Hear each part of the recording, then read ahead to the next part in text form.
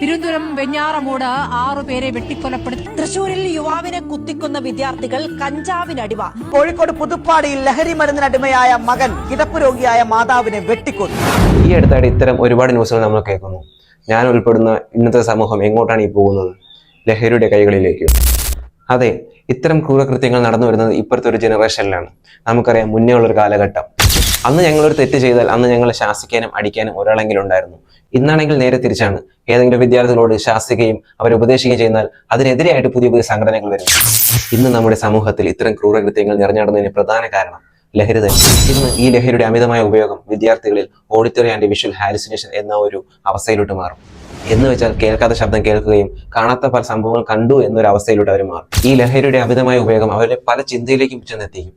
അങ്ങനെ അവർ പല അക്രമാസക്തയിലോട്ട് മാറും. ചെറിയ ചെറിയ പ്രശ്നങ്ങൾ പോലും അവർക്ക് വലിയ വലിയ പ്രശ്നത്തിലേക്ക് നയിക്കും. ഇത്തരം കൂട്ടർ അവർക്ക് ലഹരിയുടെ അളവ് കുറയുമ്പോൾ ഇപ്പോൾ ഇന്ന് ഉപയോഗിച്ച് 2 ദിവസം കിട്ടിയില്ല, 3 ദിവസം കിട്ടിയില്ല, അങ്ങനെ വരുമ്പോൾ അവർ വീണ്ടും വീണ്ടും അക്രമാസക്തരാകും. മാതാപിതാക്കളെന്നോ കൂട്ടുകാരെന്നോ സഹപാഠികളെന്നോ ഒന്നുപോലും ചിന്തിക്കാതെ അവർ അക്രമാസക്തരായി അവരെ കൊല്ലുന്നു. ഇവരുടെ എല്ലാവരുടെയും തുടക്കം ചെറിയ ചെറിയ ലഹരി നിന്നായിരിക്കും.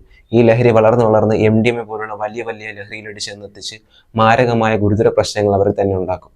അപ്പോൾ ഇനിയും ഇതുപോലുള്ള കണ്ണലിയിപ്പിക്കുന്ന അക്രമം ഇനി നമ്മുടെ നാട്ടിൽ വേണ്ട. ഇതിനെതിരെ നമുക്ക് പോരാടാം. No drugs. നല്ലൊരു നാളേക്ക് വേണ്ടി മിസ്റ്റർ ആൻഡ് മിസ്സിസ് കോച്ച്.